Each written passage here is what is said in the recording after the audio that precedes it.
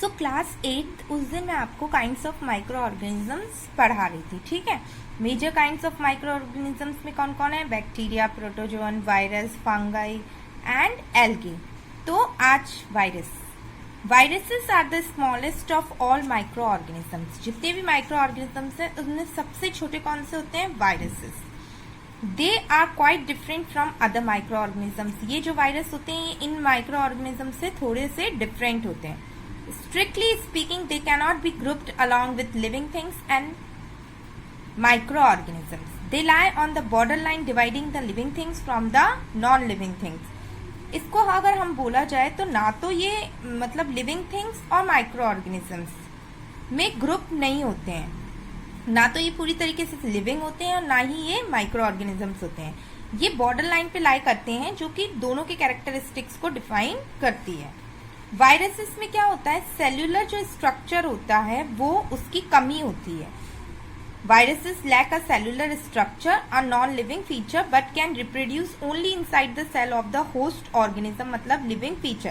कहने का मतलब सीधा सा ये है कि जब तक वायरस बाहर होते हैं तब तक उनके अंदर लाइफ नहीं होती है, लेकिन एक बार अगर कोई वायरस किसी भी लिविंग ऑर्गेनिज्म के अंदर एंटर हो गया तो फिर उसके अंदर क्या हो जाता है? फिर वो म्यूटेशन की प्रोसेस स्टार्ट कर देता है। जैसे कि अभी क्या चल रहा है? Corona virus.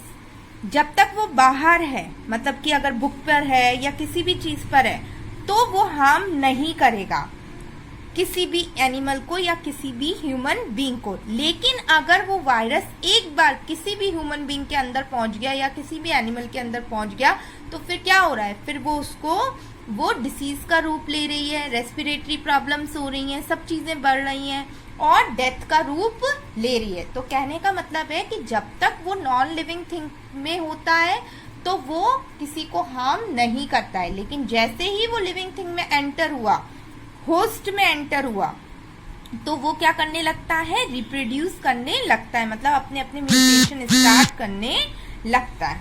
ओके चिल्ड्रन, अब come to next page. These microorganisms in structure may be unicellular. Unicellular मतलब यूनि मतलब वन, तो जिसमें एक सेल होता है वो क्या कहलाता है? यूनिसेल्यूलर।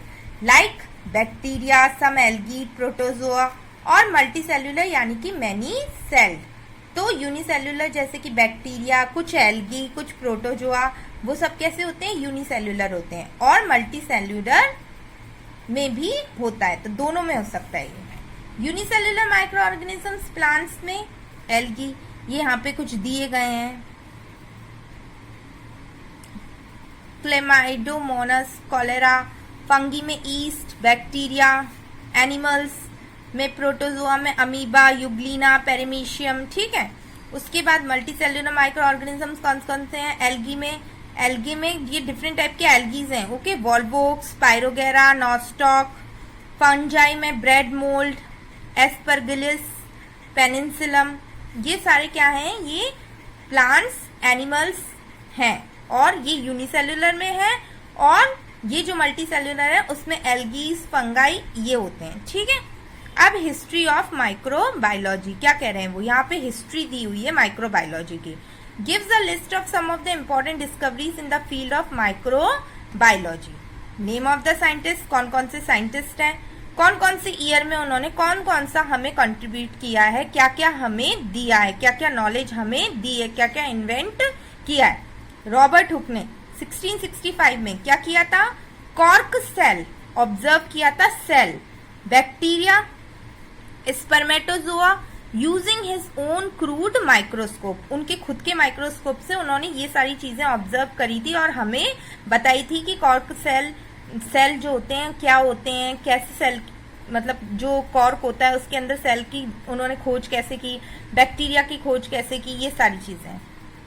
फिर सेकेंड है एंटनी वॉन लीवेनहॉक। इसने क्या किया था? 1676 में first to describe and sketch microbes, जो माइक्रोब्स होते हैं पहली बार उनको डिस्क्राइब किया था और उनको बनाया था, स्केच करके बताया था कि इस तरीके का ये माइक्रोब होता है, इस तरीके का ये माइक्रोब होता है। लुइस पास्चर ने क्या किया था? 1857 से 59 में उन्होंने क्या किया था? Fermentation, discovered that fermentation is caused bye east, disprove the theory of spontaneous generation. Spontaneous generation की जो थ्योरी थी उसको तो उन्होंने डिसप्रूव कर दिया था। और ईस्ट में फर्मेंटेशन की प्रोसेस कैसे होती है उसको डिस्कवर किया था। रॉबर्ट कोच ने किया था 1882 में। Gave the germ theory of disease. Tuberculosis is caused by mycobacterium tuberculosis bacterium and anthrax by bacillus anthracis. ठीक है, 1875 में इन्होंने जर्म थ्योरी, जो डिसीज है, जर्म थ्योरी दी थी हमें डिसीज की। दूसरा इन्होंने किया था ट्यूबरक्लोसिस किससे होता है, माइकोबैक्टीरियम ट्यूबरक्लोसिस से ट्यूबरक्लोसिस होता है, एक तरीके का बैक्टीरिया होता है, और एंथ्रेक्स बैसिलस एंथ्रेसिस से। ठीक है, ये उन्होंने हमको बताया था।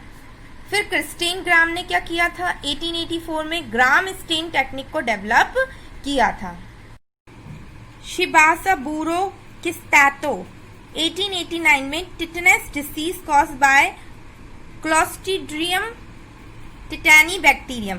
जो टिटनस जो डिसीज होती है वो किस बैक्टीरिया से होती है, क्लोस्ट्रीडियम टिटानी। ठीक है, अलेक्जेंडर फ्लेमिंग ने क्या किया था, 1929 में एंटीबायोटिक डिस्कवर किया था, पेनिसिलिन फ्रॉम पेनिसिलियम नोटेटम। ये एक फंगस है, इससे इन्होंने एंटीबायोटिक पेनिसिलिन डेवलप किया था और हमें दिया था। तो ये सारे साइंटिस्ट हैं, ये इनके ईयर्स हैं, किन किन ईयर में इन्होंने ये डिस्कवरीज की हैं। और ये पूरी हिस्ट्री है किसकी, माइक्रोबायोलॉजी की। ओके चिल्ड्रन, तो ये बहुत इंपॉर्टेंट है, इसको आपको आपकी नोटबुक में भी नोटेड डाउन करना है और इसको आपको लर्न भी करना है कि रॉबर्ट हुक ने क्या किया था, लुइस पास्टर ने क्या डिस्कवर किया था, ओके, रॉबर्ट कोच ने क्या डिस्कवर किया था, इन सबको आपको लर्न करना है। These are very important part of microbiology.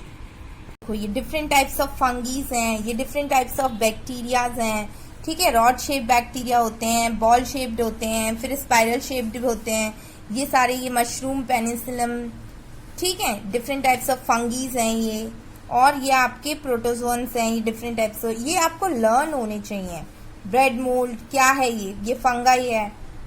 ठीक है, पेनिसिलियम, ये सब चीजें आपको लर्न होनी चाहिए, क्या क्या फंगाई है, क्या क्या बैक्टीरिया है, क्या क्या आपका वायरसेस हैं। ओके, नेक्स्ट पेज में भी आपको कुछ डायग्राम्स दिए गए हैं, ये देखो यहाँ पर different types of algae, different types of viruses. So you have to read this chapter basically. Okay, कल हम पढ़ेंगे where do micro organisms live, कहाँ पे माइक्रो ऑर्गेनिजम्स रहते हैं।